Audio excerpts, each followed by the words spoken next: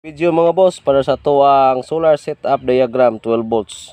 Gikan sa tong solar panel mga boss, paingon ta to sa tong controller, then gikan sa tong controller, paingon sa tong battery, then gikan sa tong battery, paingon sa tong inverter. Then inverter, load ayon. So atong setup mga boss, gamitan tong 5 kabok breaker. Tara, 1, 2, 3, 4 ug 5. So breaker 1 gikan sa PB, paingon sa controller, mao ni. So gikan sa controller, paingon sa battery, breaker 2. So gikan sa battery paingon sa inverter, breaker 3. So gikan sa inverter paingon sa load, breaker number 4 na load easy nga breaker. So ang atoy kalima mga boss is ground. Importante mga boss na i-ground atong setup. Kung way ground, hikapon na atong setup mo rinti na. Importante butangan ginato ground. So tanawan niyo na pag-ayo mga boss para kung mag-DIY mo, na mo'y sumdanan kay lisod kayo mag-DIY og wala kay kakopyahan.